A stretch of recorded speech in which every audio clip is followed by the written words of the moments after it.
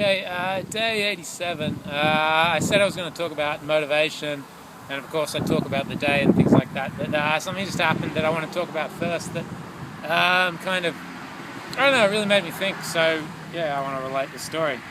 First of all, I've run 60 kilometers to get to this place. This place is the Tourist Information Centre at the Big Mango.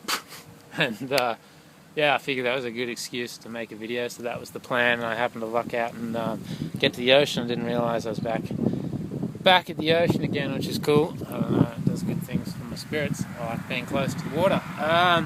Anyway, so I've run 60k, as I said, and I'd run out of water maybe 10 kilometres ago, and I was getting quite dehydrated, and I was thinking I'm going to stop at the first place that I get to and buy a drink. And I can always, of course, get like water out of the toilets or whatever and stuff like that, but if I've got the cash, it kind of seems nicer, it always tastes nicer and whatnot to go buy a drink, whether that's a sweet one or just some water or something along those lines. And so I walked into the Tourist Information Centre, and they had like some chips and ice creams and a drink fridge, and I was met by someone. It was kind of dark in there, and they said, "Oh, we've lost all our power. I'm sorry, we can sell you stuff, but you have to pay cash." And I went, "Oh, okay, no worries." And I usually got a lot of cash on me, but for whatever reason today I'd completely run out of everything. I even have lots of small change usually, but I'd managed to ditch all of that on the weekend, and I reached into my pack and scrambled around, and I managed $1.20, and I went, "Oh, I've got $1.20. I said to the girl, "Any chance can you sell me a can for $1.20?" And she sort of looked, "I guess you'll have to ask the manager." I went, "Okay, all right, no worries. Where's the manager?" And she pointed her out, so I wandered over, had a bit of a chat. So any chance I can buy a can for $1.20? I'm not sure the price is. All I got is $1.20. And she kind of looks at me half strained and wanders towards the fridge, and I sort of follow her, and we get there, and she goes, "Oh, I can sell you a bottle of water for $1.20. Bottle of water." And I go, "Okay, yeah, cool, all right, thanks." So, that's fine. Great, got a cold drink. That suits me. I'm happy. And I sort of wandered out, going, "Yeah, it would have been nice for a can." And there was this moment where I went, maybe I should reveal my identity. And I grabbed the thought straight away and pulled it back in and went, no, like this explosion of thoughts all happened at the same instant. I'll try and explain what happened there. It kind of made me think about the story of the Good Samaritan. Like, I've been wandering along this road for 60 kilometers, and I'm tired. No one runs 60 k's without getting tired. I'm getting used to it, but my legs hurt. I'm dehydrated and whatnot, and I could really have done with a cold drink. I got one, so that's fine. And I thought to myself, well, should we all be good Samaritans and just dish out free drinks to me? Because from what I know, when people know my identity, just they go out of their way to help me. It's fantastic. It's lovely. I like it. I let it happen. I let people do me favors because they enjoy doing me a favor and things like that. And often, I've made videos about people who've given me a Powerade, or people who've just helped me out in all sorts of ways, and they didn't even know who I was. And that's really uplifting. But there was this instant where I thought, if I reveal my identity, I'm kind of undermining my beliefs. It makes me different. It says, I'm not just somebody who's run along this road and is tired and in fact has already covered 3,000 kilometers. I'm doing it for charity, like doing it for charity is some sort of buying card. Like, in all honesty, I would have done this run without the charity aspect. I mean, that's a bonus. It's an amazing, incredible sort of byproduct of what I'm doing, that I get to raise money for charity. It makes me feel really good. And I think that that's all I deserve to get out of it. I don't think it's a buying card to go and get free drinks. And I don't know, it kind of bugged me, because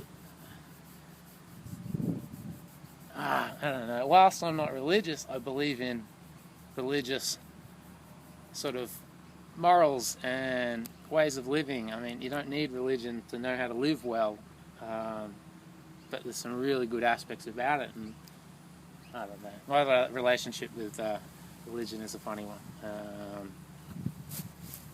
Yeah, anyway.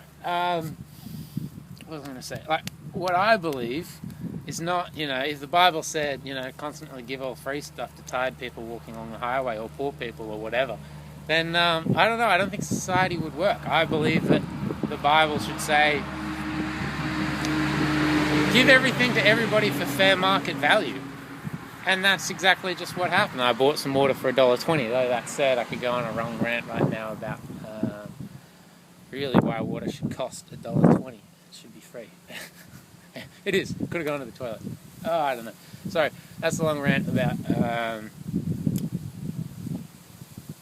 I don't know exactly what. Maybe I'll work it out later on. But if you kind of get or understand what I'm getting at there, then yeah, I don't know. I hope you got something about it, thinking about it the way I was just thinking about it. Anyway, now it's going to be a long video because now on to the what I've done today in the motivational aspect. And I was saying the other day on the weekend that I felt like there were two types of motivation.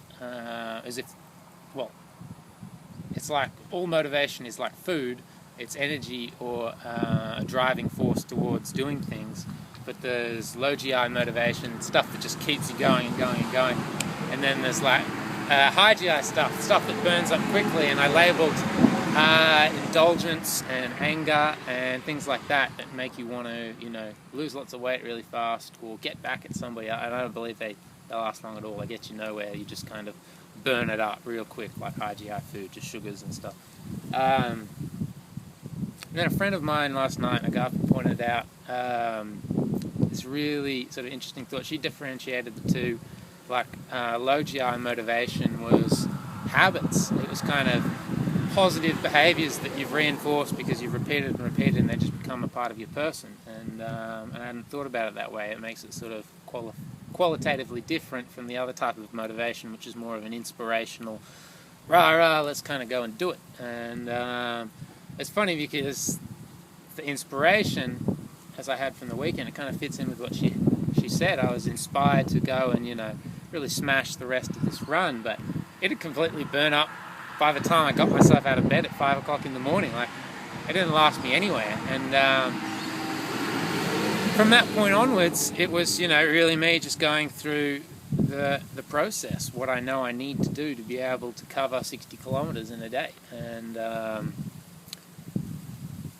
and so I tried to think more about what is it that's motivating me on the go. And as I was running, I got to this point where I realized, it's really just concentration. I spend most of the day concentrating on staying calm. It actually really absorbs a whole lot of your cognitive resources into just concentrating on staying calm, because if you panic or anything, all the pain just sort of escapes from a box and just unleashes on you, and you just feel horrible and terrified and all sorts of stuff. So you kind of have to, if you practice it, you get better at it. But yeah, you just stay calm, and but it takes a lot of concentration, and that's actually, that takes up most of your time, and you kind of forget what you're doing, and you just get there. You don't need motivation to do it.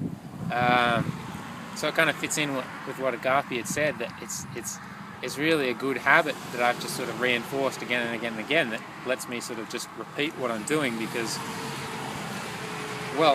far off in the background there's some sort of ambition. And why is it that I don't lose sight of that? Because in the evenings I can kind of think rationally, and I once again revisit this idea that I might spend 100 years on this earth and a couple of months out to do something really remarkable that's going to change the way I live, is worth doing for just a couple of months of my life, regardless of the pain or the time out or the money or whatever. It's really small in comparison. So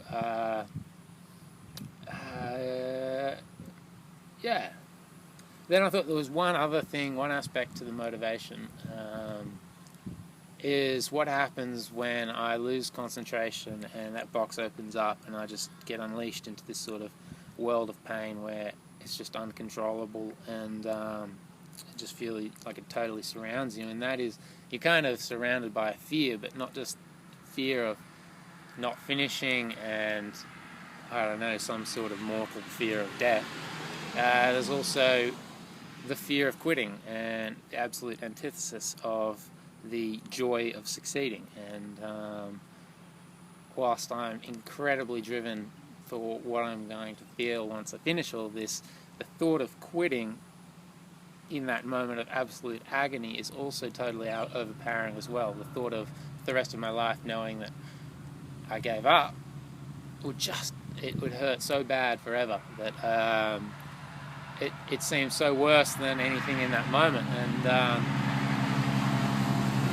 finally, once again, I think that's a habit. I think it comes back to what Agapi was saying. It's a habit, because I'm not thinking that at the time. I'm not thinking, 60 years down the track, this is going to mildly annoy you for the rest of your life. I'm thinking, oh my God, the tendons feel like they're about to rip off my ankle or knee, or I feel like that hamstring is just like, I'm getting some nerve spasms going up into my spine and my whole body aches, and like you're just in all sorts of agony. You don't think about beyond that. But the habit, that's why I say Agapi's really right, is the habit is not quitting. I hate quitting so much that I just never do it for anything. And once again, that's just a positive behavior reinforced. But I kind of think about things before I set out and do them, because I don't set out to do something that's beyond my potential. So that I don't have to quit, because I don't want to quit, because then once you start quitting once, then it's just a repeating cycle. It goes and goes and goes and goes.